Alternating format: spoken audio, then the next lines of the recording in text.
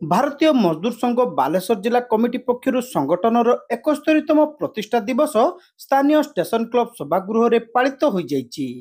संघर जिला सभानेत्री संगीता राय अध्यक्षतार अनुष्ठित कार्यक्रम रे राष्ट्रीय स्वयंसेवक संघर नगर संघचालक गोपाल चंद्र नायक मुख्य अतिथि भाव जोगदे 71तम प्रतिष्ठा दिवस अवसर में भारतीय मजदूर संघर समस्त कर्मकर्ता और सदस्य माननकु अभिनंदन जणाइतिले। राष्ट्रीय स्वयंसेवक संघर एक विविध क्षेत्र भावे भारतीय मजदूर संघ राष्ट्र हित उद्योग हित और श्रमिक हितर लक्ष्य नहीं कार्य करि चलिछि बोली श्री नायक मत प्रकाश करथिले।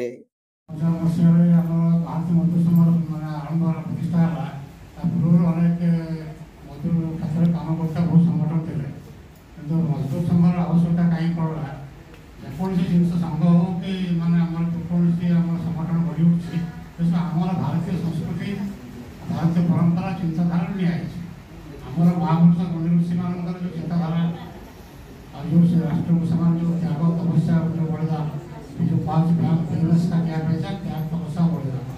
ये सब जिन जहाँ भी विचार ये सब आमर से जो महापुरुष ऋषि मुनि मैंने दिए आधार में आम सब विचारधारा आम से संगठन से विचारधारा राष्ट्र सहित संपर्कित माटी सहित संपर्कित से सब विचारधारा लेकिन आम संघ भारतीय मजदूर संघ सृष्टि से आधार से कारण जेहेतु आम राष्ट्र सहित संपृक्त आम माटी सहित संपृक्त जो महापुरुष मान संपृक्त भारतीय ज्ञान परंपरा सहित संपृक्त कारण ये जो भारतीय मजदूर संघ जो अन्य संगठन मैंने कहते चाहे जो मजबूरी हो हमारे मांगे पूरी हो ये विचारधारा चलता है कौन राष्ट्र हित चिंता करुले कि इंडस्ट्री हित चिंता करुले निज हित केवल चिंता करुले तारा बंद करदे से भारतीय मजदूर सृष्टि होगी आरंभ है देश के कार्यक्रम देश सर्वोपरि ये विचारधारा को लेकिन मैंने भारतीय मजदूर आगेला एवं ये माटी विचारधारा ये देश संस्कृति विचारधारा को लेकिन आगेला जहाँफल आज राष्ट्रीय स्वयंसेवक संघ कौन प्रकार विचारधारा भाव धारणा जहाँ विचारधारा सब ये माटी अच्छी जो विद्वान दिए संघ सृष्टि और आम चलु आम जो स्लोगान अच्छी nationalise labour labourise industry industrialise nation मैंने पूरा प्रत्येक जिनस आम जो स्लोगान अच्छी कार्यक्रम लगेगा और आम विचारधारा को घर घर पहुँचेगा और जोड़ा जोटा कि आमर विचारधारा सब पहुँचले आम विचारधारा समस्त ग्रहण कर समस्त आगे पीढ़ी पर पीढ़ी आम नहीं पार ताले देशटा जो आगे थिला माने जो सोने की चिड़िया और विश्वकर्म थिला तार से जगह पहुँची पारिबा एवं आम सर्व संस्कृति लेकिन जब आम चलवा प्रचार प्रसार करवा ताले एटा विश्व पाई केवल न केवल आम समाज आम देश पाई न सारा विश्व पाई कल्याणकारी हेबो। जिला संपादक अरूप कुमार नायक एथिरे जोगदे भारतीय मजदूर संघ भारत वर्षर सर्वबृहत श्रमिक संगठन बोली कहितिले।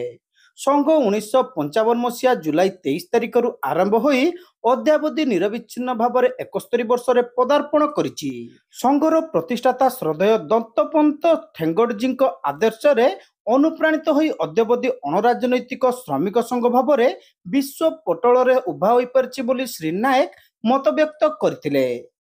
भारतीय मजदूर संघ तार 70 वर्ष अतिक्रम करी 71 वर्ष पदार्पण करिछि जद्वारा आमे भारतीय मजदूर संघ कर्मकर्ता राष्ट्रवादी विचारधारा अनुप्राणित होई राष्ट्रहित उद्योग हित एवं श्रमिक हित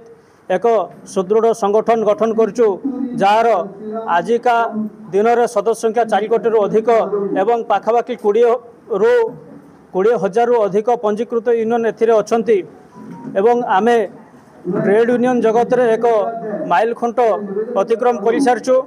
एवं भारतीय मजदूर संघ केवल भारत में नुहे नेपाल एवं विभिन्न देश रे तार शाखा मान चलाउछि। आजिका दिन में भारतीय मजदूर संघ जो क्षेत्र में कई काम करुनथिले अणसंगठित क्षेत्र से चाषी मूलिया हुंतु रिक्शावाला हुंतु एवं स्कीम वर्कर हुंतु से सब क्षेत्र में मध्य